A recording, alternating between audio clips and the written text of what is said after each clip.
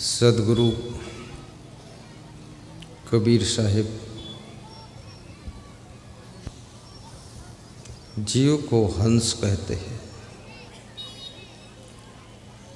और हंस का अर्थ होता है मान सरोवर में, कैलाश मान सरोवर में हंस पंछी निवास करता है। ये गंदे सरोवर में हंस नहीं रहता है, मान सरोवर में रहता है। ये गंदे सरोवर में तो बगुले रहते हैं, हंस नहीं।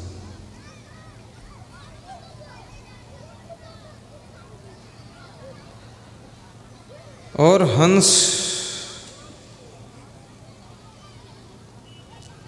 के बारे में कथा है, दूध और पानी मिक्स करके रख दिया जाए, हंस पंछी उसमें से दूध पान कर लेता है और पानी को छोड़ देता है। अर्थात सार सार जो ग्रहण करता है उसका नाम हंस है, और दूध और पानी दोनों को जो ग्रहण करता है उसका नाम बगुला है। जीवन में सार क्या है, असार क्या है, विचार करना।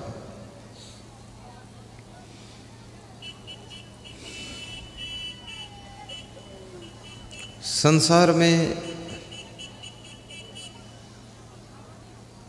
सभी प्रकार की चीज़ें हैं, दूध भी है, दारू भी है। दोनों में से तुम किस चीज़ का चुनाव करते हो?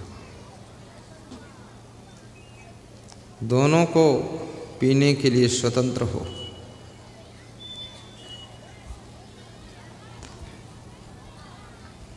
दूध पियोगे आपकी सेहत बनेगी, दारू पियोगे आपकी सेहत बिगड़ेगी, मान सम्मान कम होगा और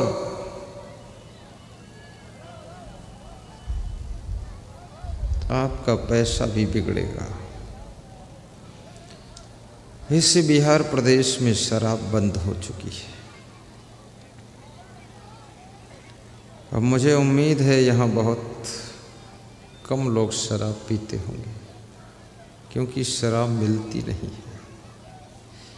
लेकिन इधर उधर बॉर्डर से मंगा भी लेते हैं लोग, और कितने लोग चाय की तरह अपने घर ही में बना लेते हैं और पी लेते हैं। पर अब तक पिया तो पिया, आज से संकल्प ले लेना कि शराब नहीं पीऊंगा। आपके ऊपर नशा यदि हो तो एक ही नशा हो, और वो सत्संग का नशा हो, देशभक्ति का नशा हो, गौ सेवा का नशा हो, गुरु भक्ति का नशा हो, परोपकार का नशा हो, कार्यक्रम कराने का नशा हो। ऐसा नशा हो जैसे रंजीत शाह को नशा चढ़ गया है कि कार्यक्रम कराना है बाबा, अभी दो, तुरंत दो। रंजीत शाह को सत्संग कार्यक्रम का नशा चढ़ा है, और जिसके ऊपर सत्संग का नशा चढ़ जाता है तो दुनिया के सभी नशा उतर जाते हैं।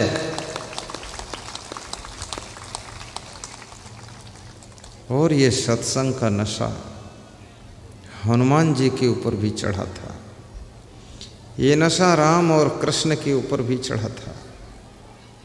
इसलिए राम भगवान ने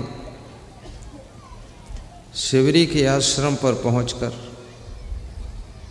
जब शिवरी ने पूछा है कि हे राम, भक्ति का स्वरूप क्या है, भक्ति किसे कहते हैं, तो राम ने 9 प्रकार की भक्ति शिवरी को सुनाया है, जिसमें प्रथम भक्ति सत्संग को बताया है। प्रथम भगति संतन कर संगा, दूजे रति मम कथा प्रसंगा। पहली भक्ति संतों का संग करो।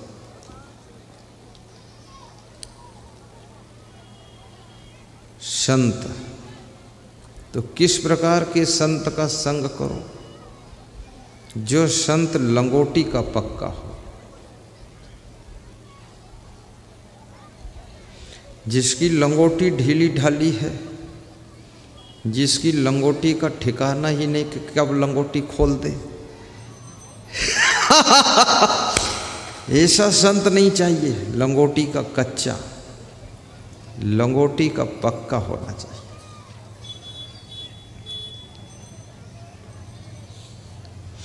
संत के पास में और है क्या?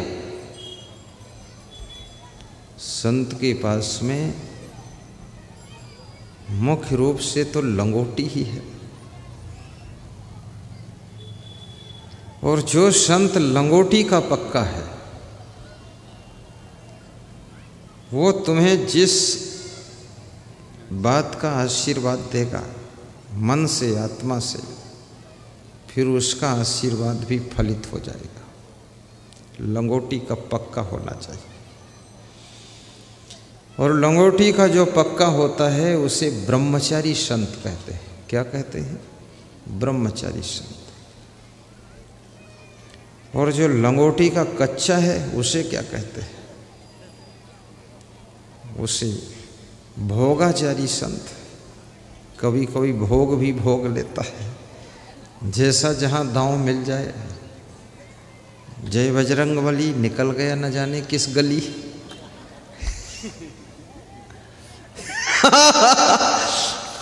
इसलिए लंगोटी का पक्का साधु। ये पहली बार बता रहा हूं, लंगोटी पर इतना कभी नहीं बोला हूं।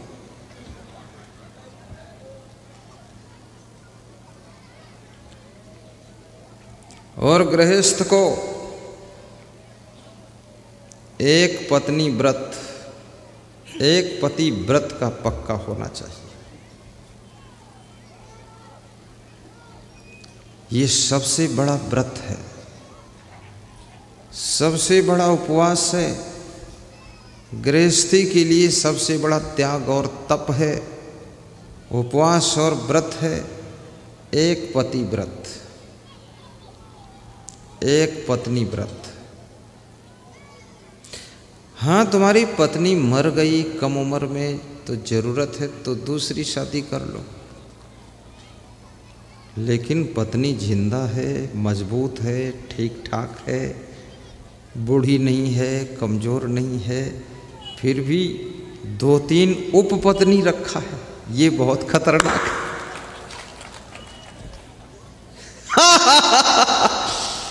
बहुत ज़्यादा। और कितने लोग तो ऐसे भी है सेकेंड हैंड पत्नी रखते हैं।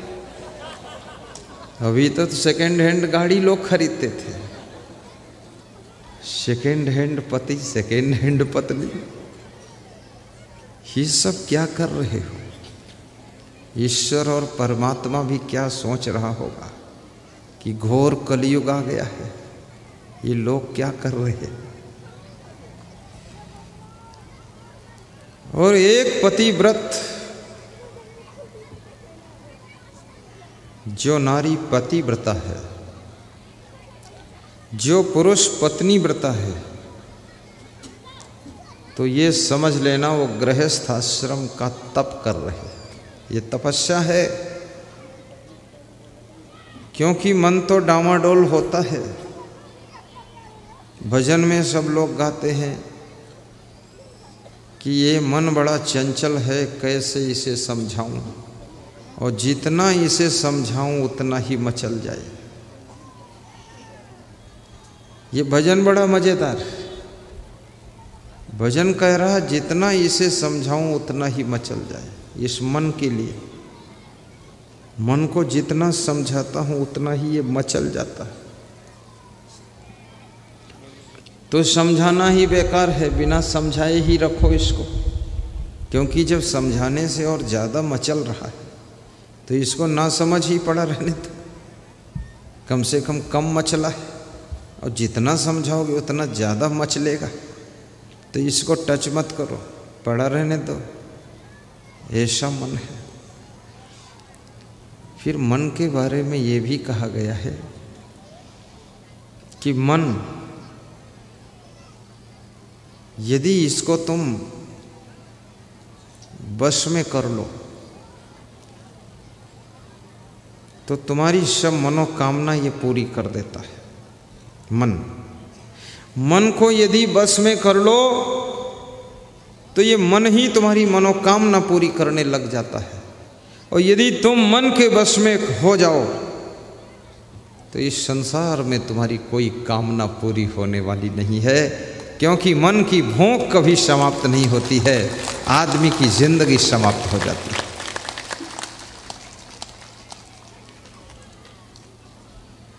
और कबीर साहब मन के बारे में कहते हैं, ये मन चंचल ये मन चोर। कबीर साहब ने मन को चोर भी कहा है कि ये चोट्टा भी है, चुपके से निकल जाता है।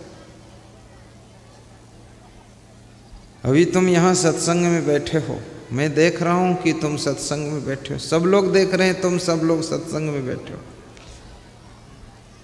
लेकिन आपको पता है कि आपका चोट्टा मन चुपके से कहाँ निकल जाता है।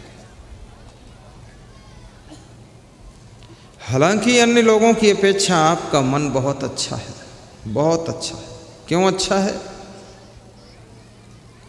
एक महिला को किसी का पर्स मिला था, उसमें रुपये थे। उस महिला ने ला करके यहाँ पर पर्स अनाउंस करवाया कि जिसका पर्स है ले लो। किसी पुरुष को मोबाइल मिला था, उसने ला कर यहाँ अनाउंस करवाया जिसका मोबाइल 10,000 का मोबाइल था ले लो। किसी को 500 का नोट मिला था, वो भी अनाउंस हुआ था जिसका गिरा है ले लो। तो ये एक सामान गिर गया, किसी को मिल गया और फिर लाकर अनाउंस करा दिया कि जिसका है ले लो। ये कैसे हुआ? ये चोट्टा मन थोड़े ऐसा कर सकता है। चोट्टा मन तो चुपके से रख लेगा, जिसका मन चोर है। ये तुम्हारा मन बहुत ईमानदार हो चुका है, तुम्हारा मन इतना पवित्र हो चुका है कि दूसरे का धन तुम्हारे लिए रद्दी का कागज है, पुराने अखबार के कागज के समान है।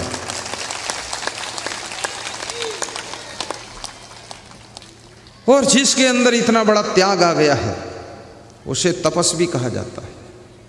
और जिसके पास में तपस्या शुरू हो चुकी है उसकी समस्या का अंत होना शुरू हो जाता है। जहाँ तपस्या कम हो जाती है वहाँ समस्या बढ़ जाती है, जहाँ तपस्या बढ़ जाती है वहाँ समस्या खत्म हो जाती है। इसलिए अपनी तपस्या को बढ़ाइए, मन और इंद्रियों को वश में कीजिए, आपकी समस्याएं सब सिकुड़ जाएंगी और समस्या भी समाधान बन जाएगी।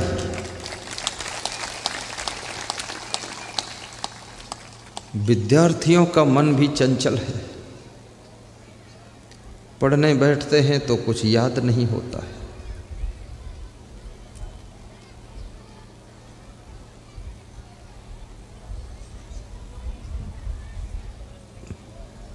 मोबाइल में मन ज़्यादा लगता है।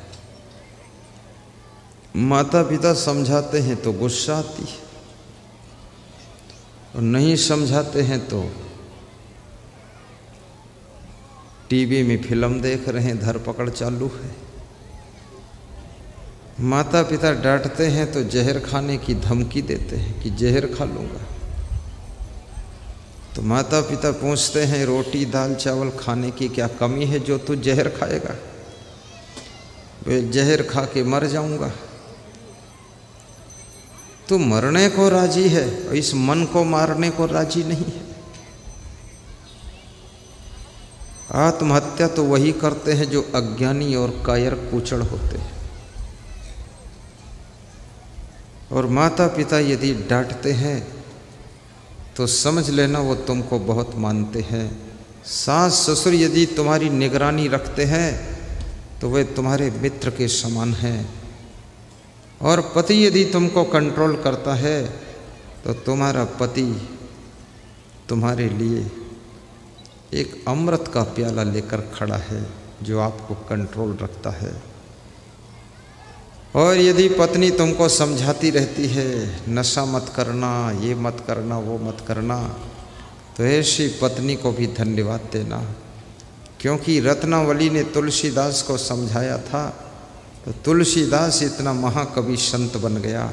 तुम्हारी पत्नी अगर समझाएगी तो छोटे मोटे तुलसीदास तो तुम भी बन जाओगे।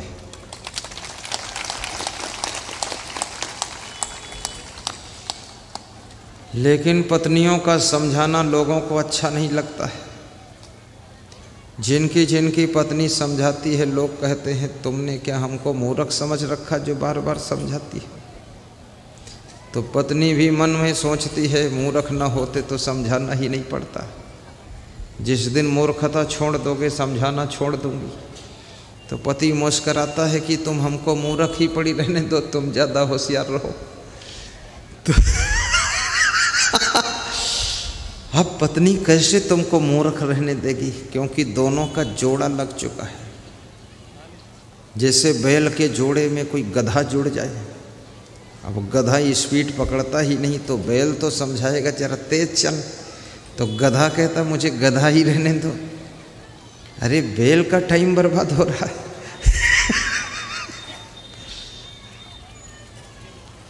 और कभी कभी तुम्हारा पति भी तुमको समझाता है,